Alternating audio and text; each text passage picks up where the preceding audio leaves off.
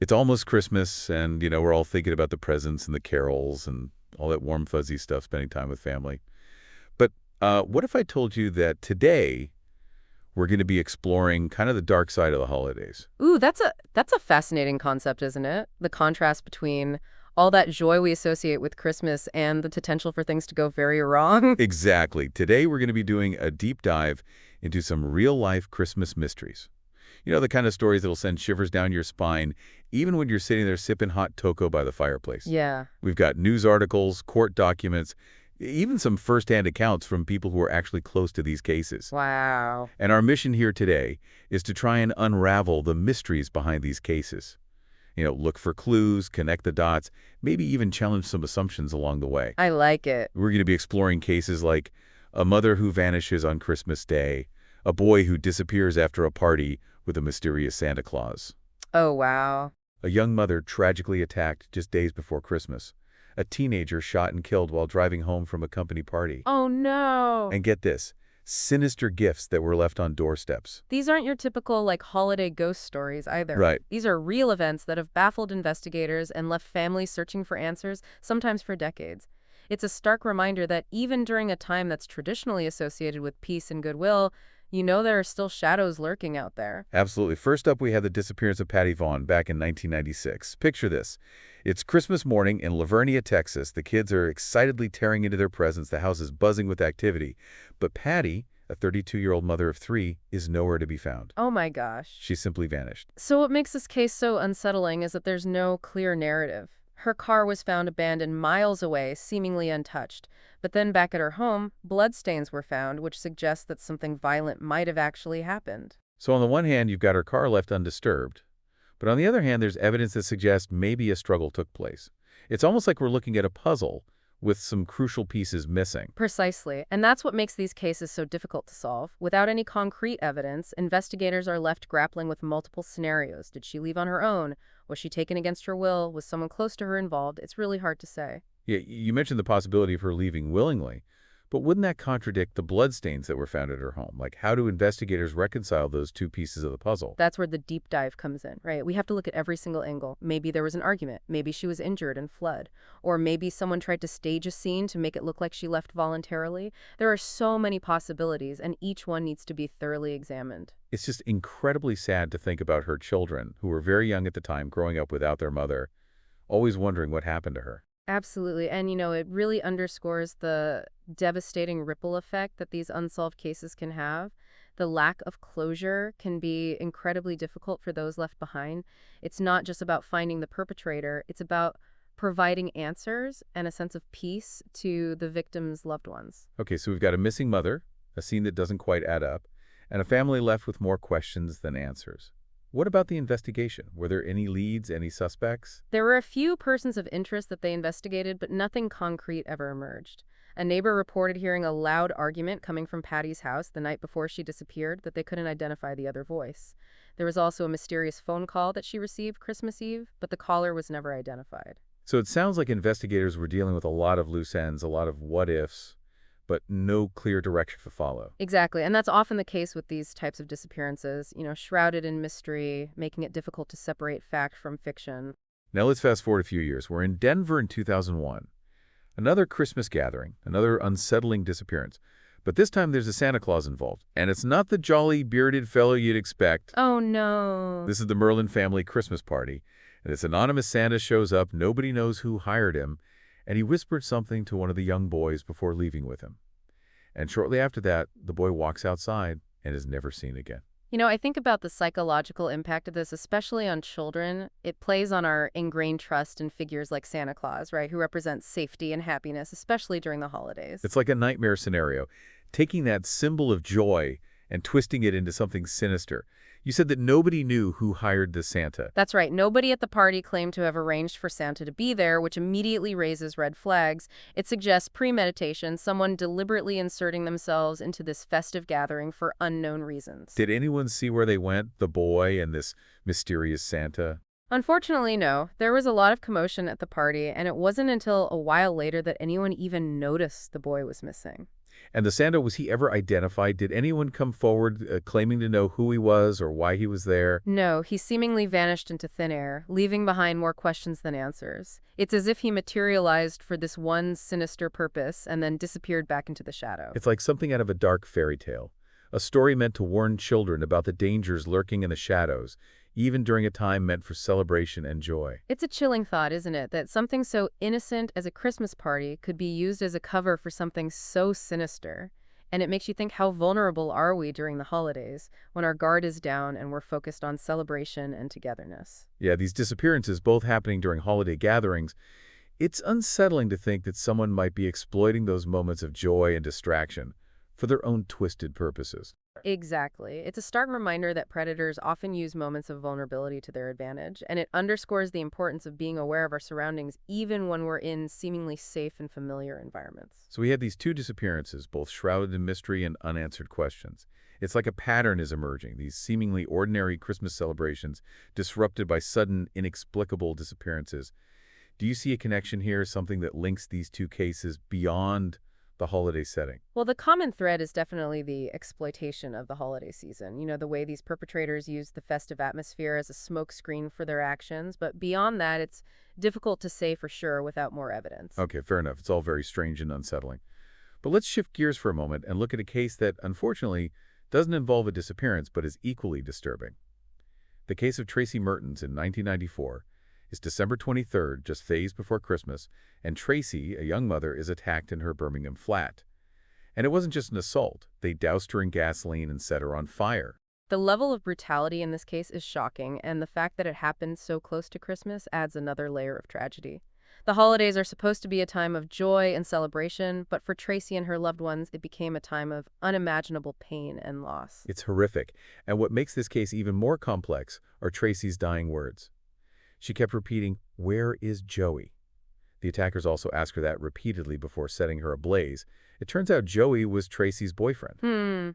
The fact that the attackers knew Joey's name and were so fixated on his whereabouts suggests a very specific motive. It wasn't a random act of violence, it was targeted, and Joey seems to be at the center of it all. It makes you wonder what Joey might have known or what he might have been involved in that would lead to such a horrific attack on Tracy.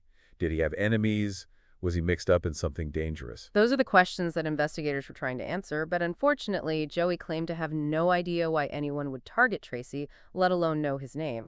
So we have a brutal attack, a dying woman's plea, and a boyfriend who claims ignorance. It's a lot to unpack, isn't it? Was there any evidence found at the scene that could shed light on who these attackers were or why they targeted Tracy? Well, the investigation did uncover some interesting details. Forensic evidence showed that the gasoline used to set Tracy on fire was from a local petrol station, and security footage from that station showed a suspicious vehicle filling up a jerry can a few hours before the attack. Okay, so a possible lead on the perpetrators. Did they ever manage to track down that vehicle? Unfortunately, no. The footage was grainy, and they could only make out a partial license plate number. They ran it through the system, but it came back as unregistered or stolen. Another dead end. It's frustrating to think that these attackers might have gotten away with such a horrific crime. And then there's the question that lingers over all of this. The question Tracy uttered with her dying breath, "Where is Joey?" Did they ever get an answer to that? Sadly, no. Joey maintained his innocence throughout the investigation, and there was never enough evidence to link him directly to the crime. So we're left with a brutal attack, a mysterious motive, and a haunting question that may never be answered. It's a chilling reminder that even during the holidays, when we think about peace and goodwill, violence can erupt, shattering lives and leaving behind a trail of unanswered questions. Exactly. It's a stark reminder that darkness can lurk in unexpected places, even during a season that's supposed to be filled with light and joy. And it reinforces the importance of seeking justice for victims, even when those answers seem elusive. Now let's move on to a case that might seem like a random act of violence, but the details suggest something more deliberate, more chilling. It's December 22nd, 1981, and 19-year-old Rhonda Henson is driving home from a company Christmas party. Seems like a pretty normal night, right? Wrong. As she's driving, a single bullet shatters her rear windshield, strikes her, and she's killed instantly. This case is particularly intriguing because of the precision of the shot. It wasn't just a stray bullet fired randomly, it was a direct hit aimed specifically at Rhonda's car, suggesting a very deliberate act. So it wasn't road rage or some random act of violence. That seems unlikely given the circumstances. Investigators at the time strongly suspected that this was a targeted attack, but the question remains, why Rhonda? Was she the intended target, or was it a case of mistaken identity? It's a chilling thought, driving home from a Christmas party and suddenly becoming the target of a sniper. It makes you wonder if there's some connection between the holiday season and these unexplained crimes. That's a question that has been pondered by criminologists for years. Is there something about the holidays, the heightened emotions, the stress, or even the increased travel and social gatherings that creates an environment where these types of crimes are more likely to occur? It's a fascinating question, and one that we may not have a definitive answer to. But it certainly makes you think, doesn't it? Speaking of things that make you think, our next case definitely ramps up the creep factor. We're talking anonymous gifts, ominous messages, and a tragedy that unfolded years later. It's the tale of the sinister Santa of Arkansas. It all starts on Christmas Eve 2007 in a small Arkansas town. A mysterious Santa Claus leaves gifts on the doorsteps of 6 different homes. Sounds harmless enough, right? Like a secret Santa spreading some holiday cheer. Well, 5 of the gifts were indeed harmless, just old toys and trinkets, but the 6th gift was anything but cheerful. It was left for the Freer family, and inside they found old office documents and a handwritten note that sent chills down their spines. Okay, this is where it gets really creepy. What did the note say? It read, "I'm sorry for whatever happens to your son." Wait, hold on. That's not just creepy, that's terrifying. Who would leave a message like that, especially at Christmas, is like something out of a horror movie? The note was chilling, and it left the Freer family deeply unsettled. They immediately contacted the police, who investigated the incident but were unable to determine who this sinister Santa was or what their motive might have been. Was it a cruel prank, a threat, or something more sinister? Did anything happen to their son? Did the note foreshadow some tragic event? Tragically, yes. 2 years after receiving that ominous gift, the Freer's 12-year-old son, Chris, was killed in a hit-and-run accident.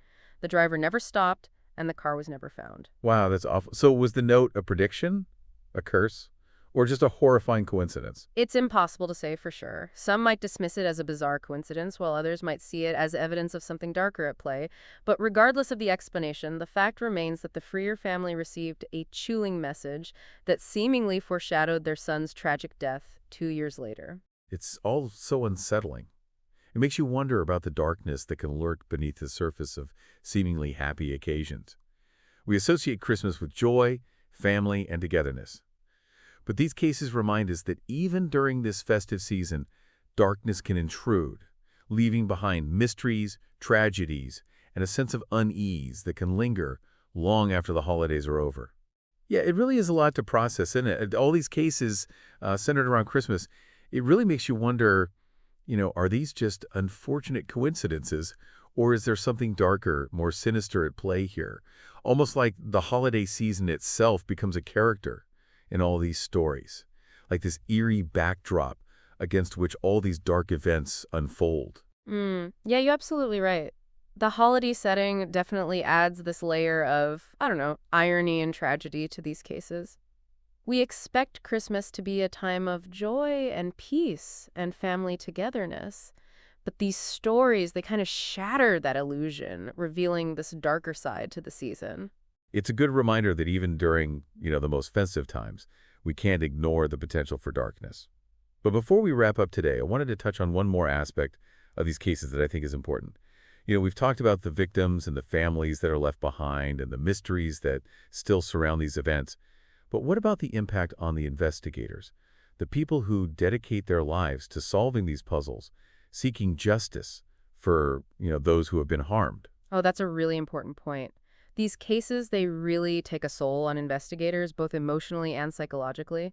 Imagine spending months, even years, poring over every little detail, chasing leads, trying to piece together these fragmented narratives, often with limited resources and facing dead ends at every man. Oh, it's got to be incredibly frustrating knowing that there are answers out there, but they're just out of reach. And then on top of that, there's the emotional weight of these cases too. Dealing with the families, the grief, the unanswered questions. It's heavy stuff. Absolutely. Investigators often form very close bonds with the victims' families, sharing their hope for closure and their desire for justice. And when those answers don't come, it can be absolutely devastating for everyone involved. It really makes you appreciate the dedication and resilience of those people who work so tirelessly to bring resolution to these cases. They're like the unsung heroes in all of this, working behind the scenes, often facing immense pressure and emotional strain. They are, and their work is just so vital, not just for the families seeking closure, but for society as a whole. By solving these cases, they help to restore our faith in justice, reminding us that even in the darkest of times, there are those who are out there fighting for the truth. Well said. So as we wrap up our deep dive into these Christmas mysteries, I want to leave you with this thought. As you go about your holiday preparations, as you gather with your loved ones and celebrate the season, just remember the stories we've talked about today. Remember Patty Vaughn, the young mother who vanished without a trace. Remember that Merlin boy, lured away by that mysterious Santa. Remember Tracy Mertens, whose life was tragically cut short by a senseless act of violence. Remember Rhonda Henson, targeted in what seemed like a random act of brutality. And remember the Freer family, forever haunted by that chilling message that foreshadowed their son's tragic fate. Yeah, let their stories serve as a reminder that even amidst the joy and celebration, there are shadows lurking. But more importantly, let them inspire us to be more vigilant, more aware, more compassionate, and more determined to seek justice for those who have been harmed, especially during a season that's meant to celebrate hope and peace and goodwill. Because even in the darkest of times, the pursuit of truth, justice, and exposure remains a beacon of light. And with that, we conclude our deep dive. Until next time, stay curious, stay informed, and stay safe.